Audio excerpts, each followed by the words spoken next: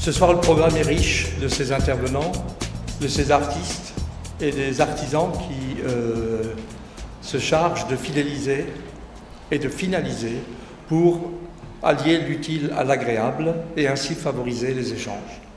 La ville d'Obernai, depuis la dernière fois, nous avons bien progressé, puisqu'en fait, nous avons encore diminué la dette de la ville de 500 000 € l'année dernière. Dans notre pays, on a des ressources extraordinaires. Vous êtes tous présents ici ce soir. On a la chance d'avoir des dirigeants d'entreprises qui ont une vision d'avenir, heureusement, même si un certain nombre de secteurs se portent plutôt moins bien aujourd'hui. Nous fêtons cette année nos 350 ans au service de la bière.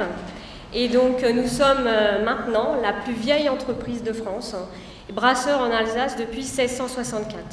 On attache beaucoup d'importance à développer donc les personnes à tous âges et notamment donc une attention particulière est portée aux seniors. Maintenant un contrat de génération qu'on a signé en septembre dernier. Avant cela, depuis 2011, on avait un contrat aussi sur les seniors avec des mesures un peu phares, localement, un forum senior.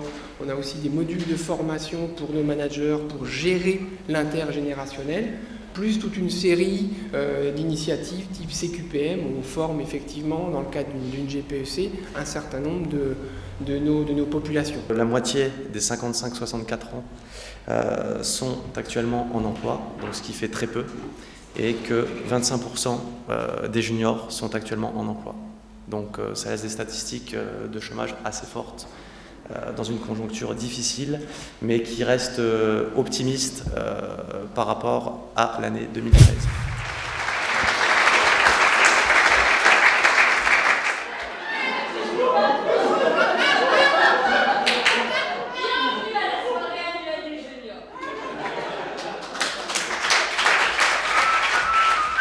Je suis très satisfait parce que lorsque j'entends les félicitations de tout le monde pour les intervenants, pour les artistes et même notre artisan préféré au niveau du cocktail dînatoire, sans oublier les techniciens haut de gamme que nous avons chez nous, franchement, il faut absolument adhérer aux juniors pour suivre cette démarche et avoir l'enthousiasme pour trouver un nouveau job. Un grand moment et je voudrais surtout féliciter Daniel Rettler et toute son équipe parce que c'était juste extraordinaire. Et surtout, Christophe Fritz à la réalisation parce que c'est pro. C'est très intéressant et le spectacle, ça déchire.